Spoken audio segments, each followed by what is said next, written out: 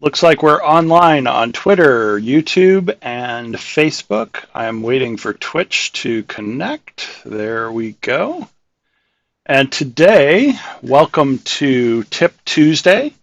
My name is Dan, and we are going to be going through some different technologies that I have been leveraging lately, one of which is live streaming. And today, I return with OBS, so I can put myself somewhere within my background here and decide where I'm sitting versus my screen,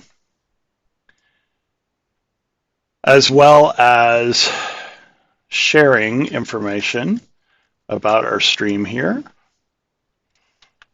Tip Tuesday Live. And we'll put this over on aka.ms/tip Tuesday. And Twitter, Facebook, and Twitch as well. And we'll put our Twitch handle here, twitch.tv/stilldray7. And we'll put Facebook here as well. Facebook.com. I can spell here, /stilldray. And there we go. Now, if the online is working correctly, we should see that we are streaming. There we are. So it's working. Look at that. So today we are taking a look at different ways to stream live, one of which is to leverage OBS. And the Open Broadcast Studio or Open Broadcast software is a free download. I downloaded this yesterday from, go to another tab here, OBS. And I looked up one of Scott Hanselman's demos, as well as went over to Open Broadcaster software to download the Windows version. I also downloaded the Mac version. I don't have Linux handy. Could put it in a VM, I guess, or install it on some other hardware. But I've used both the Mac and the Windows versions, and then played around with the idea of a green screen behind me, which I have, and playing around with the layering of the video within OBS Studio. There are other functions that I haven't yet played with or messed with. There are ways to create different scenes. So if I wanted to have my video in a certain area and maybe a different background, or I wanted to have my video next to my desktop sharing, I can do those types of things with various scenes so that I can switch between the scenes as opposed to having to drag things around real time within the stream that I have set up. So I could zoom in on my screen as an example and have that as a separate scene where you could see maybe my title bar easier. That kind of thing could be done within OBS and setting that up. So today we're on Tip Tuesday, and the tip that I have for you today is involving my recent beta access to what is called Twitter Spaces. And a couple people have asked me what my beta access or how I got beta access. I am assuming that a friend either gave me an invite or somehow put me into the beta, or that the fact that I've not only started following Twitter Spaces, but been involved in a couple meetings online through it, that one of those actions gave me access to Twitter Spaces. So you can see that I did a retweet of something from Twitter, and that was talking about the space. I went ahead and changed my profile pic once I got the spaces, and this is the note that I received getting invited to the Spaces beta. So the first meetings that I attended were hosted by others, and then I believe one of those hosts or people nominated me for the beta. And unfortunately, I can't start a meeting, to my knowledge, from the computer version of Twitter. I have to use the mobile version of Twitter. I haven't exactly thought through how to best show that within Windows. Let's take a look and see if there is a easy enough way to configure this with software that I already have installed.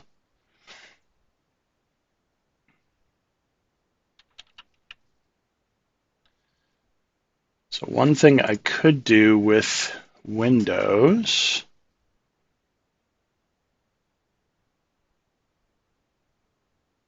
is potentially turn on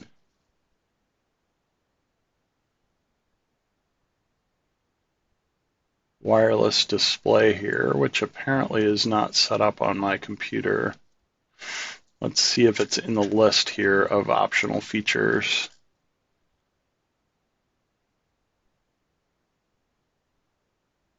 Okay, so this sounds like what I need to do. And I'll show you what I'm doing here just so you can see.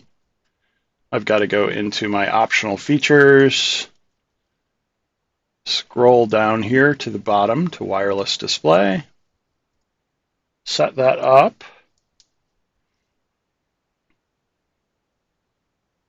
And then once wireless display is set up, I should be able to share from my phone so that you can see what I'm going to set up next for doing Twitter Spaces on Android. We'll let that connect here.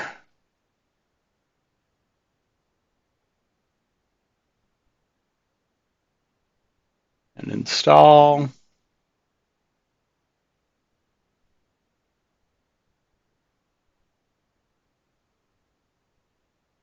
And this is a desktop Surface device. Does have wireless capabilities. Wireless is currently, I believe, set up, but I'm using a wired connection to the internet for streaming and training. So it looks like we're installed now. So what I should be able to do, actually I need to go back here to projecting to this computer. I can say it's available on secured networks, and then I should be able to connect from my phone. Let's see if that works here.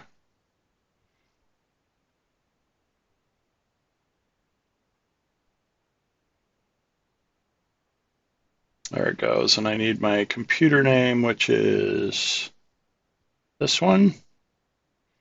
Start casting to that computer.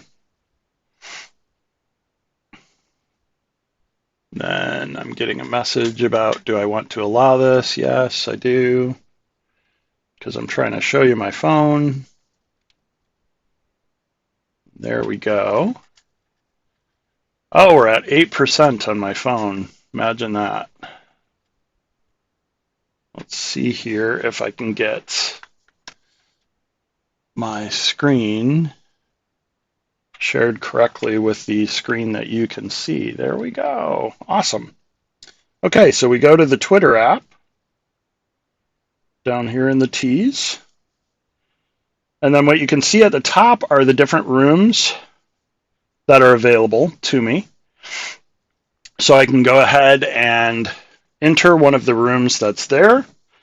Or what I can do from iPhone is actually under the Twitter post a new tweet. When I click on that and then hold on iOS, it gives me an option to actually start a space. So what I'll do is I'll start a space and we'll call this Tip Tuesday demo or something.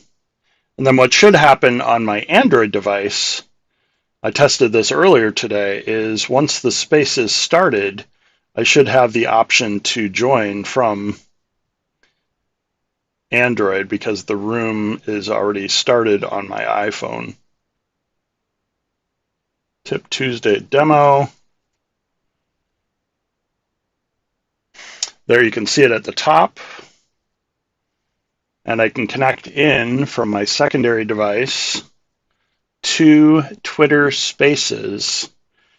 And this is an audio option for communicating with other people that I have within Twitter, and I can set up the room and control the access to the software and the room that or the space that I'm hosting once I get it connected here. We'll see if it is all happy connecting. And so this is early access to Twitter Spaces, and you can see the spaces that I have access to up in the fleets at the very top. But what the connecting should do is throw me into that space that I'm already hosting from my iPhone. I'll turn on the mic, I've got somebody in the room here with me already. Doesn't look like it's going to be happy with the Android copy here of setting that up. But that's Twitter Spaces. I'll show you from my phone here what it looks like. So I've got somebody in the room with me, and I can actually have a conversation within Twitter Spaces. So other things for Tip Tuesday that we will talk about are over here on the browser. We'll look at some other things from a standpoint of the internet. Wanted to bring everybody's attention to the Losing Lena documentary that was set up on Facebook, and this was broadcast live on Facebook. You can also access it from a Vimeo site. And there is a pledge that you can use to retire the image of Lena, which is from the 1970s and was a Playboy centerfold. And this is a documentary explaining the whole process of why this image was used and how it's not very inclusive, especially if you're a young woman or girl and you're getting into and learning about machine learning and graphics and different parts of computer science. So this is something I watched on Facebook Watch when it came out, and I'm planning to take the pledge to remove her image from computer science textbooks or use. And there is a place here where you can actually host screenings of the show. You can share on social. I think it might be share on social, yeah, where you can actually update your profile image to Losing Lena and support this cause. So if you haven't heard of this, I would encourage you to take a look at it. It is losinglena.com. There is the documentary. It's still available on Facebook. And it looks like Twitter and LinkedIn also have links to learn more about it. So I'm going to go ahead and post about it today. Today we spoke about losing Lena and the documentary from Facebook Watch. I encourage you to check it out. It's hard to type and think at the same time. And then when I'm posting to LinkedIn, I can cross-post over to my Twitter account and share this on both platforms. that is something that I would encourage you to think about. I will be changing my profile picture on all 4 of these platforms in support of losing Lena and her image in computer science. I know as a young man, there were a number of times where I may have said or done things that were inappropriate. This, however, was not something I was ever exposed to or aware of.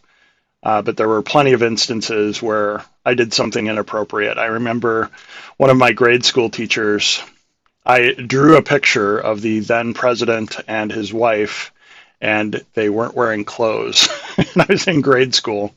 And I remember my teacher, I don't know what I did with the picture. I think I passed it around to some friends. The teacher figured out that I was doing something and took the picture and shared it with my parents. And both of my parents were not very pleased with what I had chosen to draw.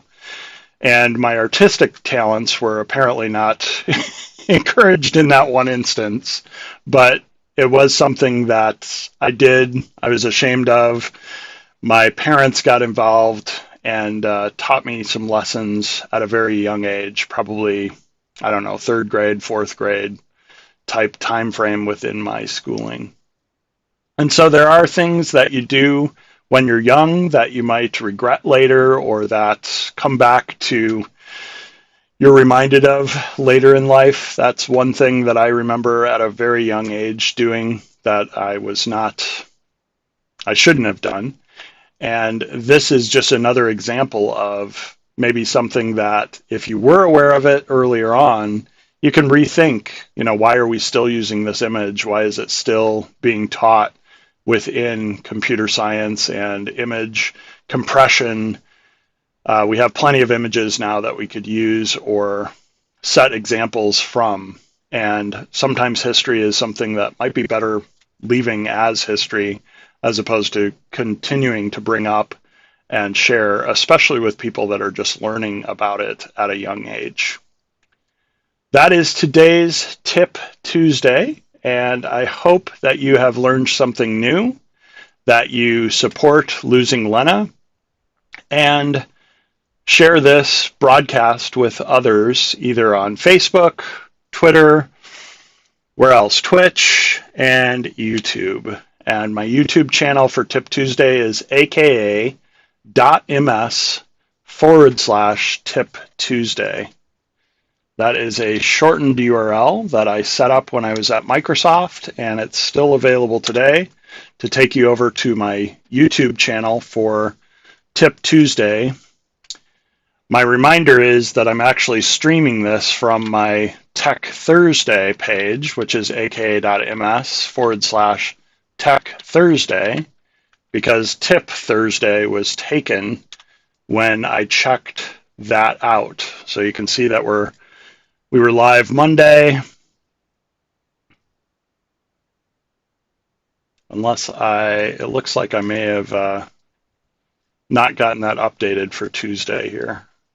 I thought I did, but apparently I didn't change the title in the right spot for my Tech Thursday page.